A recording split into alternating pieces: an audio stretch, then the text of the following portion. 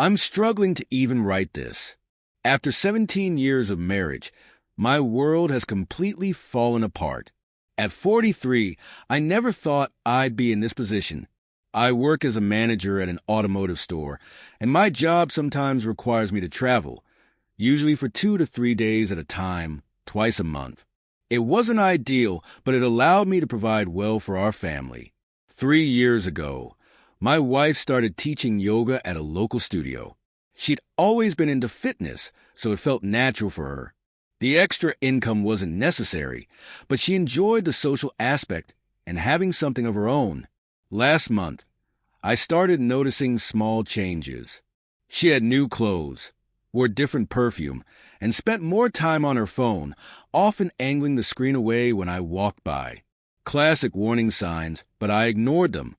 Then, during a business trip to Detroit, I was supposed to be gone for 3 days. One of my meetings got canceled, so I decided to come home early. Big mistake. I pulled into the driveway at 1 p.m. on a Wednesday. Her car was there, which was odd because she usually taught yoga classes until 4. I also noticed a car parked down the street that I didn't recognize.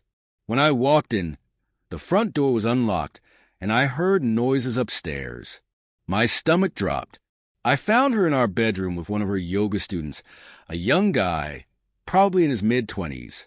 They were scrambling to put on their clothes. I didn't say a word. I just turned around, walked out, and drove to a hotel. She called me 47 times that night. When I finally answered, she confessed to everything. It wasn't just that student. She'd also been sleeping with the studio owner. Both affairs had been going on for months. Her excuses were weak. She said she felt neglected because of my travel schedule and claimed the attention from younger men made her feel alive again. She insisted she never meant for it to happen.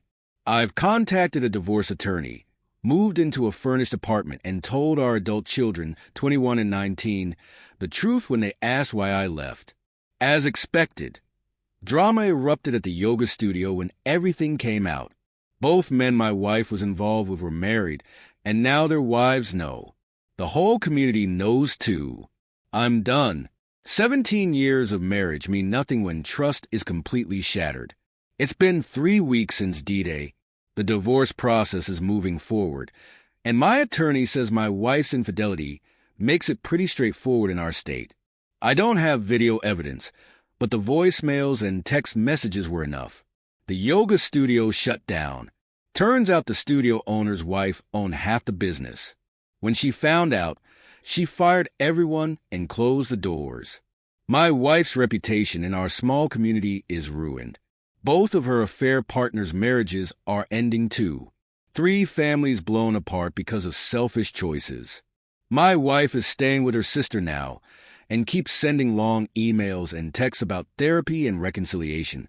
I haven't responded to any of them. Our kids are handling this better than I expected. They're angry at their mom, but are still trying to maintain relationships with both of us. I'm proud of their maturity through all of this. Work has been a good distraction.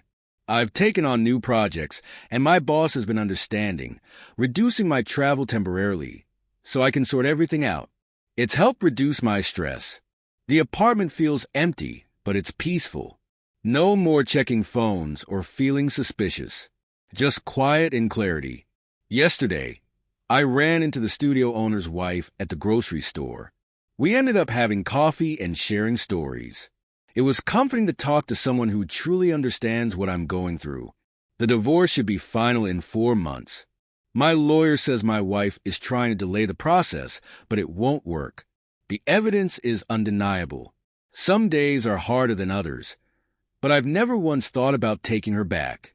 That door is permanently closed. It's been 2 months since D-Day, and life is starting to settle into a new routine. I've learned more details about the affairs. They began 9 months ago, right around the time I got promoted and started traveling more. The studio owner was the first. It started with private training sessions after hours. 3 months later, the student got involved. They all knew about each other. Last week, my wife's sister kicked her out. Apparently, My wife tried to reconnect with one of the affair partners, and her sister was disgusted and told her to leave. She tried to reconnect with one of the affair partners, and her sister was disgusted and told her to leave. She's spiraling. She's lost her job. Most of her friends have cut ties with her, and her family is deeply disappointed. She's finally facing real consequences for the first time. The divorce proceedings are ongoing. She's now fighting for more assets, claiming her poor mental state led to bad decisions. My lawyer says that argument won't hold up. Our kids spent Christmas with me. It was my first holiday season alone in decades, but we made the best of it. We ordered Chinese food and watched cheesy movies. It was different but surprisingly good. I've started therapy, not to save the marriage, that's over, but to figure out why I ignored the warning signs for so long. I've also formed an unofficial support group with the other betrayed spouses. We meet for coffee every couple of weeks to share updates and encourage one another. Moving forward, one day at a time, the pain has started to ease. It's no longer sharp, more like a dull ache that fades a little more each week. For months later, the divorce is almost final.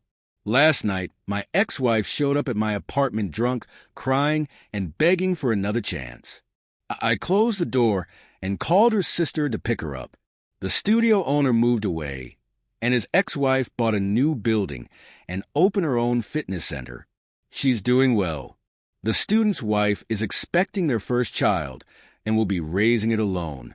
He took a job in another state, apparently trying to avoid child support. What a fool. Child support doesn't work like that. My daughter graduated college last week. Both parents attended, but sat on opposite sides of the auditorium. She handled it with grace. Work offered me a promotion, less travel and more responsibility, with a fresh start at the headquarters 35 minutes away. I accepted. The support group continues to meet. We're all at different stages of healing, but moving forward. Some members have started dating again, but I'm not ready yet. My ex keeps trying to accidentally run into me around town, so I'm looking forward to moving and leaving that behind. Looking back, I'm grateful for how clear the discovery of her affairs was. There was no gaslighting or trickle truth to deal with. It was all right there in front of me. It's been 6 months since D-Day, and this will be my last update. The divorce is final. I signed the papers yesterday and felt nothing but relief. I'm moving to a new city next week. The condo is perfect, modern, clean, and free of old memories. My ex-wife sent me a final letter. 20 pages of explanation and apology. I shredded it after reading the first page.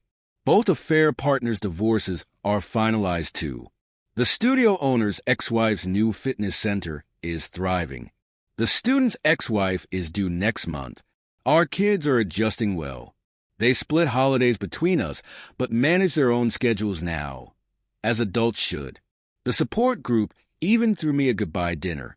It's strange how strangers brought together by trauma can become such close friends.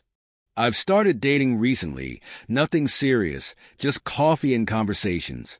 It's a small step toward learning to trust again. We had a rental property that was sold as part of the divorce settlement. My ex has now moved in with a cousin 2 towns away. That's no longer my problem. Life feels lighter now, like I've shed a heavy weight I didn't realize I was carrying.